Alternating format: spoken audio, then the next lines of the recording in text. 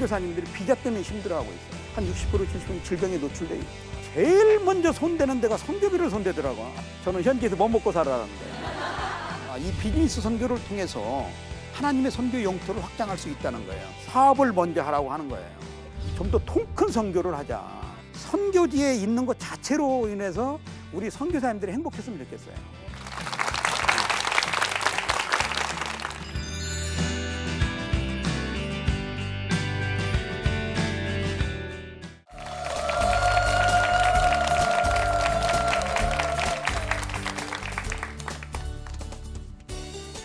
안녕하세요. 여러분들 만나서 반갑습니다. 저는 최웅섭이라고 하고요. 선교사이고 목사이고 또 한국에서 해외에서 사업을 하고 있는 기업가이기도 합니다. 하나님께서 저에게 선교사로 보내셨는데 어떻게 하다 보니까 사업하는 선교사가 됐어요. 그래서 저는 21세기 지금 전 세계가 경제를 화두에 두고 국가를 경영하고 지도자들이 국가를 이끌어가고 있습니다. 우리 역시 한국도 역시 마찬가지고요. 또 특별히 한국은 창조경제라는 용어를 통해서 어떻게 하면 국민의 삶을 국민들에게 삶의 일자리를 제공할까 하는 모습을 보기도 하고요.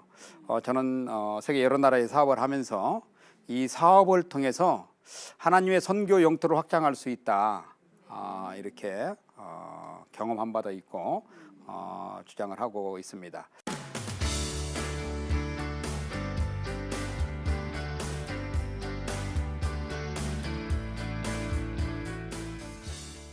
한국 교회가 저한테 요구하는 게 파송을 해주고 후원을 해주면서 그곳에 가서 교회를 세우라고, 그곳에 가서 교회를 짓고 그래서 우리가 후원해줬던 것들을 보여달라고 그러는 거예요. 근데 제가 살고 있는 지역은 무슬림 지역인데 거기서 어떻게 교회를 짓고 거기다 십자가를 세워가지고 거기서 찍어서 보내고 이럴 상황이 아니잖아요. 근데 저희는 그런 것들을 지하교회라고 합니다. 지하교회. 지하실에서 들여서 지하교회가 아니고 저희 집에 모여서 지하교회 우리 많은 선교사님들이 이렇게 자기가 복음을 전하는 사람들과 함께 현지인들과 함께 이렇게 몰래 이렇게 사역하고 있는 선교사님들이 많이 있는 거예요. 저는 그들과 사역을 하면서 하나님의 선교 영토를 확장하는 데 있어서 이것보다는 또 하나의 방법으로 하나님의 선교 영토를 확장해야 되겠다. 저는 이것을 위해서 고민을 많이 했어요. 그래서 제가 선교사이면서 사업을 하면서 늘 고민했고 그것 때문에 정체성 때문에 힘들어 할 때 하나님께서 저에게 이러한 마음을 주셨어요. 하나님, 내가 이곳에 선교사로 와서 선교사로 살면서 저렇게 복음을 제시하고 이렇게 하는데 한계성을 맞아서 이제는 제가 사업을 하고 있습니다. 하나님이 아시다시피 제가 이 사업을 통해서 현지인들에게 영향력을 주고 있고 현지인들에게 참 외국인이지만 현지인들로부터 존경을 받고 참 저 사람은 참 신실한 크리스찬이다.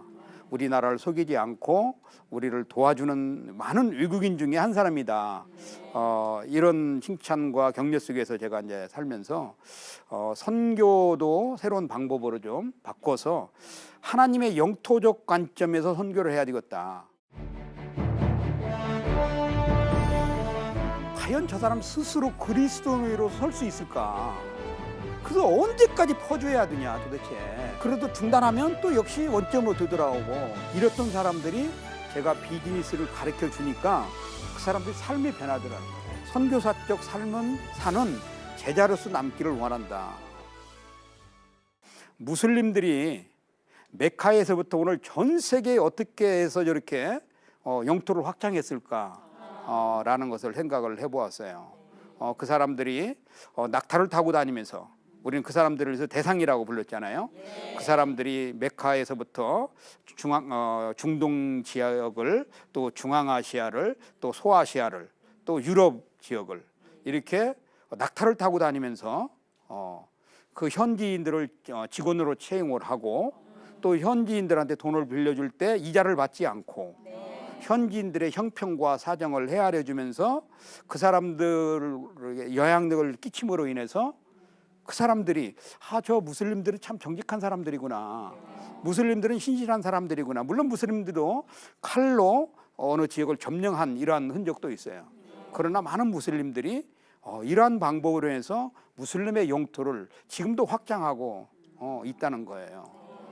근데 저는 그것을 보면서 내가 한 사람을 키우기 위해서 저렇게 애를 쓰고 헌신하고 저 사람을 위해서 충성을 다했는데도 성장하지 않는 모습을 보면서 내가 저 사람을 떠났을 때 과연 저 사람 스스로 그리스도인으로서 설 수 있을까? 저 사람이 정직한 그리스도인이 신실한 예수의 제자가 돼서 저 사람이 저 사람의 가정을 변화시키고 이웃을 변화시키고 지역을 변화시키는 크리스찬으로 살 수 있을까? 이 정체성에 제가 굉장히 힘들어했어요. 그래서 언제까지 퍼줘야 되냐 도대체. 퍼주면 끊임없이 잘하는 거죠. 그래도 중단하면 또 역시 원점으로 되돌아오고 이래서 고민을 하면서 제가 하나님한테 늘 기도를 했어요. 하나님, 내가 지금 이 사업을 하고 이렇게 하고 있는데 하나님 이 사업을 해야 될까요? 말해야 될까요? 이 사업으로 인해서 고국교회하고 관계, 또 저 자신과의 정체성의 문제, 또 동료 선교사들과의 관계 속에서 하나님 어떻게 하면 좋습니까? 이렇게 했을 때 하나님께서 저에게 하신 말씀이 네가 하는 일이 선교다. 네가 하는 일이 선교다. 그래서 그 이야기를 듣고 제가 이 비즈니스 선교를 더 어떤 롤 모델을 만들어야 되겠다. 그래서 제가 비즈니스 선교의 목표는 하나님의 선교의 영토를 확장하는 것이다. 이렇게 무슬림들이 영토를 확장해서 그 영토 안에 있는 사람들이 전부 무슬림이 되듯이 이 사업이라는 매체를 통해서 그 지역의 복음을 제시해서 그 지역에 사는 모든 사람들이 사업의 테두리 안에서 영향력에서 살게끔 만들어야 되겠다라고, 그래서 제가 비즈니스 선교를 더욱더 이제 하기 시작한 거예요. 그래서 하나님의 선교 영토를 확장하는데 비즈니스 선교에 목표를 두었던 것입니다. 그러다 보니까 제가 현지인들하고 예배를 드리는 것으로 만족하지 않고 그 각자 한 사람 한 사람에게 제가 비즈니스를 가르치기 시작을 했어요. 그래서 그 사람들을 설득을 하고 이해를 시켜서 너희들이 나의 도움 속에서 예수를 알고 나의 도움 속에서 지금 살고 있지만 나는 너희들한테 이거를 원하지 않는다. 나는 언젠가는 이 나라를 떠날 것이고 나는 언젠가는 너희들한테 모든 걸 물려주고 떠날 것인데 내가 떠난 후에도 너희들이 그리스도의 제자로서 선교사적 삶은 사는 제자로서 남기를 원한다. 그렇기 때문에 내가 너희들한테 비즈니스를 가르치겠다. 그래서 비즈니스를 1년, 2년, 3년, 4년 가르쳤어요. 가르쳤는데 제가 생각한 것이 딱 맞아떨어진 거예요. 비즈니스를 가르쳐 주니까 제가 옛날에는 퍼주지 않아도 됐고 제가 비즈니스를 가르치니까 일일이 케어하지 않아도 독립을 하게 되고 자기들이 비즈니스를 하게 되니까 가정으로부터 자녀들로부터 아내로부터 존경을 받고 또 가족으로부터 존경을 받고 그 전에는 제가 주는 것을 가지고 생활을 꾸려나가고 자기 삶이 이루어지다 보니까 주변의 사람들이 그렇게 얘기하는 거예요. 먹고 살기 위해서 예수 믿고 먹고 살기 위해서 저 외국인에도 붙어 살고 이랬던 사람들이 제가 비즈니스를 가르쳐 주니까 그 사람들이 삶이 변하더라는 거예요. 그러니까 그 사람의 삶이 변하니까 가정이 변하고 가정이 변하니까 주위에 있는 사람들이 그 사람에 대해서 다시 생각을 하게 되라는 거예요. 제가 저러니까 예수를 믿었구나. 왜요? 자기들의 삶보다 저 사람의 삶이 훨씬 나아졌다는 것을 이제 피부로 인식을 하고 그전에는 이 사람이 그 사람들한테 도움을 받았어야 되는데 이제는 주변에 있는 사람들이 이 사람한테 경제적인 도움을 받는 거예요. 근데 이 사람이 경제적으로 이제 많은 이익이 발생이 되니까 이 사람이 오히려 그 사람들한테 나눔을 실천하고 삶을 통해서 그리스도의 모습을 복음은 전하지 못하지만 그래도 예수 믿으니까 저렇게 변하는구나. 이렇게 되는 것입니다. 그래서 저는 이것이 바로 하나님의 선교 영토를 확장하는 거다. 그래서 우리 선교사님들이 어렵고 힘들지만은 사실 뭐 비즈니스 경험이 없는 분들이 많기 때문에, 그러나 모든 것은 배움 속에서 이루어지는 거니까 한국교회 형편이 이렇다고 해서 우리가 한국교회만을 기대 하지 말고 우리의 형편과 처지를 알아서 우리가 같이 사역하고 있는 우리 제자들도 양육을 할 겸 훈련을 시킬 겸 우리들이 먼저 비즈니스의 모범을 보임으로 인해서 제자들도 이런 영토적 삶을 살 수 있다는 거예요. 저는 비즈니스라는 것을 세상 사람들만이 하는 것이 아니라 바울이 텐트를 만들면서 브리스굴라와 아굴라와 같이 텐트를 만들면서 우리가 흔히 교회에서 하듯이 선교사님들이 하듯이 뭐 자비량 선교했대. 그래서 제가 이렇게 말씀을 드리는 거예요. 바울이 텐트를 만들면서 복음을 전했다라고 성경에 이야기하고 있잖아요. 근데 지금 21세기잖아요. 이제 21세기가 흘렀잖아요. 21세기가 흐르는 동안 바울이 천막을 만들었다. 텐트 메이커였다.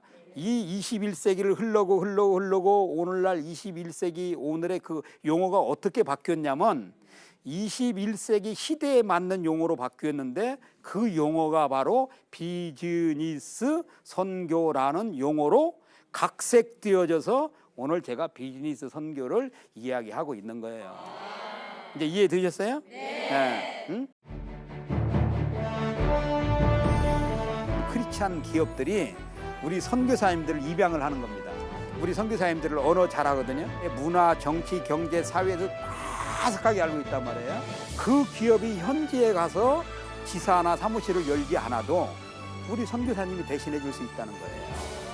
우리 비즈니스 선교가 이래서 필요하다.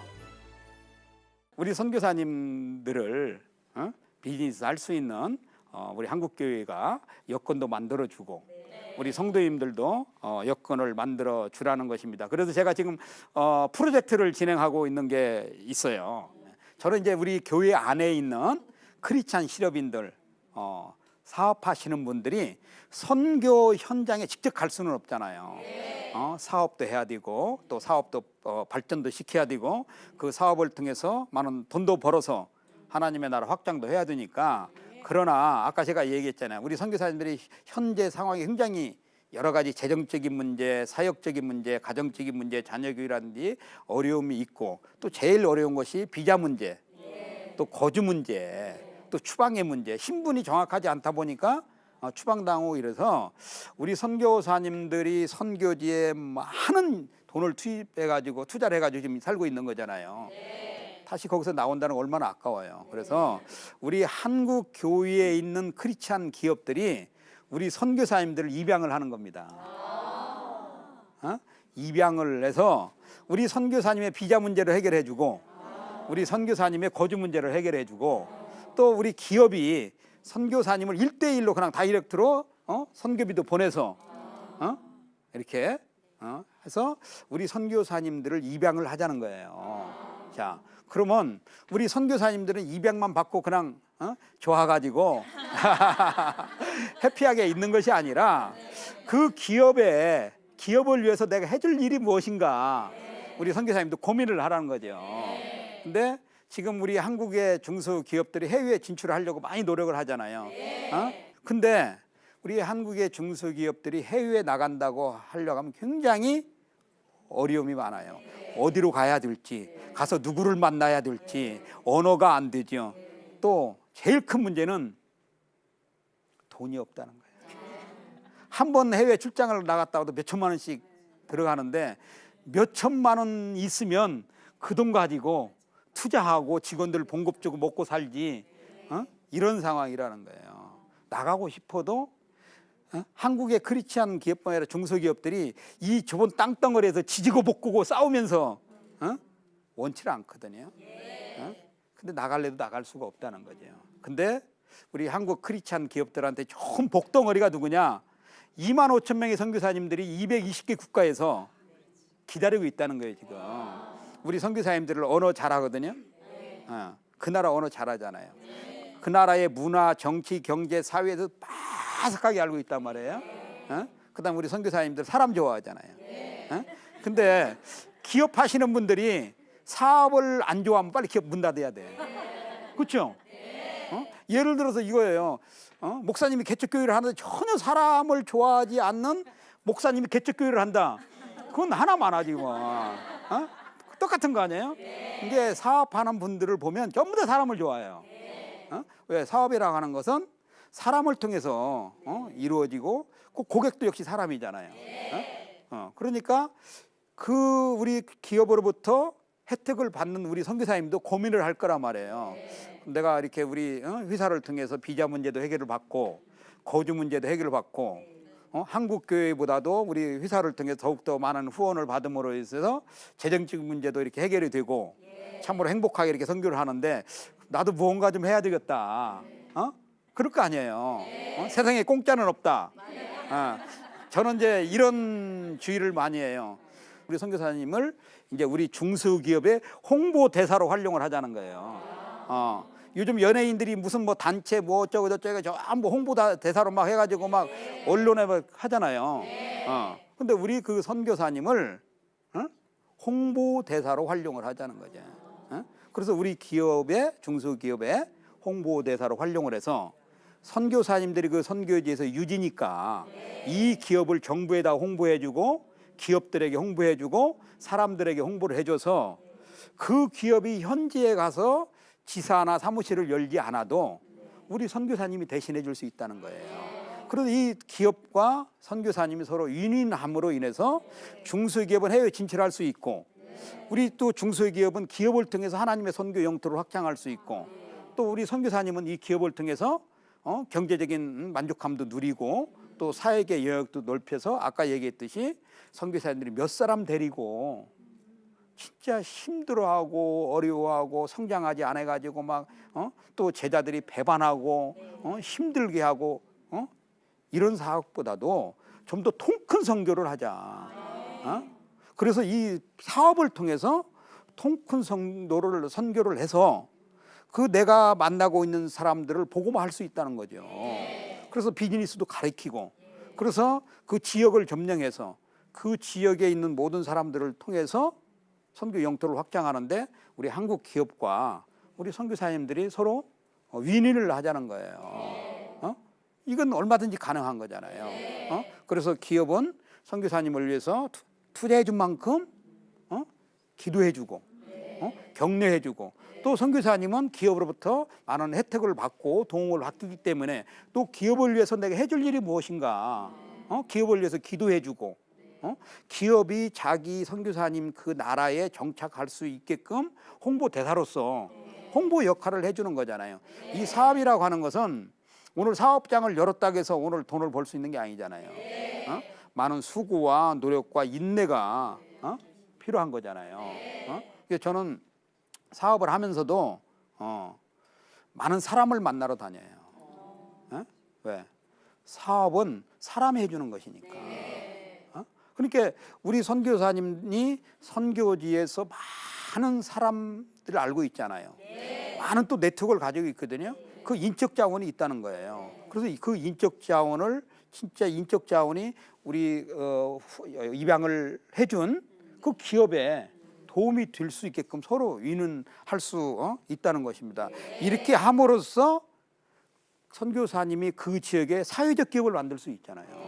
요즘 한국의 많은 기업들이 또 이제 사회적 기업을 한다, 사회적 기업을 해야 된다 이렇게 얘기하잖아요. 그러니까 우리 선교사님들은 이 기업을 그곳에 지사를 만들어 줌으로 인해서 그 지사로 인해서 직원들을 채용할 거 아니에요.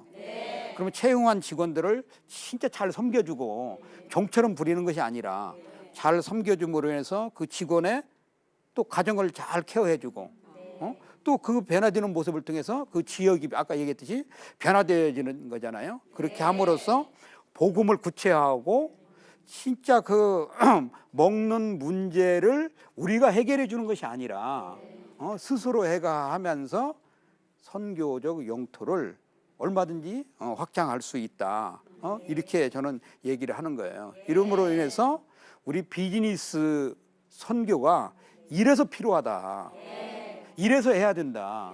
그래서 비즈니스 선교의 목표를 여기에 두고 있는 것입니다. 아무쪼록 여러분들이 선교사로서 우리 선교사님들 격려해주고 연구해주고 또 우리 현장에 있는 우리 선교사님들도 비즈니스 선교에 당당하게 도전을 해서 스스로 독립하면서 또 같이 사역하고 있는 현지인들을 독립시켜주고 경제적으로 자립시켜줌으로 인해서 선교 영토를 확장할 수 있다라고 오늘 제가 마지막으로 이야기하고 싶습니다. 감사합니다. 고맙습니다.